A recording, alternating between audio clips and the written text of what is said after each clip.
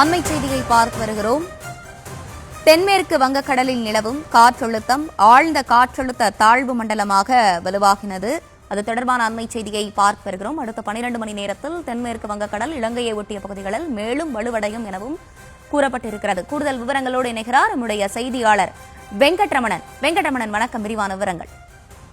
வணக்கம்.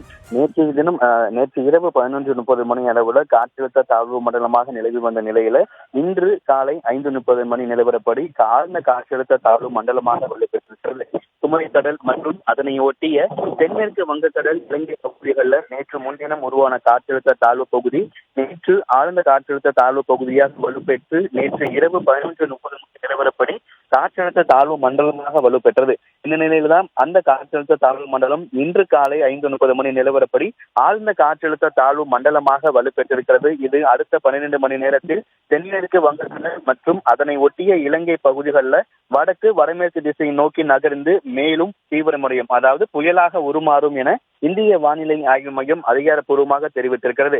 புயலாக வலுப்பெற்றதற்கு பிறகாக அதற்கு அடுத்த 48 மணி நேரத்தில் தென்மேற்கு வங்கக்கடல் மற்றும் இலங்கையை ஒட்டியுள்ள கடற்கரை வழியாக வடக்கு வடமேற்கு திசையை நோக்கி நகர்ந்து வட தமிழ்நாடு, புதுச்சேரி, தெற்கு ஆந்திர பிரதேச பகுதியை நோக்கி இந்த புயல் நகர வாய்ப்பு இருப்பதாகவும் கூறப்பட்டிருக்கிறது. ஏற்கனவே இது புயலாக வலுப்பெறும் என கூறப்பட்ட நிலையில தற்பொழுது புயல் உருவாகும், புயல் சைக்ளோன் அப்படிங்கிற வார்த்தையை இந்திய வானிலை ஆய்வு மையம் பயன்படுத்தி இருக்கிறார்கள். தெற்கு இலங்கை மற்றும் இந்த புயலுக்கு ஏமன் நாடு பரிந்துரைத்த ஒரு பெயர் என்பது சூட்டப்பட்டிருக்கு. சித்வா என்கின்ற பெயர் இந்த புயலுக்கு சூட்டப்பட்டிருக்கிறது. ஏன்னா ஏற்கனவே இதுக்கு முன்னாடி சென்யார் புயல் உருவான போதும் கூட தற்பொழுது தமிழகத்திற்கு அந்த சென்யார் புயலால பெரிதளவு பாதிப்பு இல்லை என கூறப்பட்டது.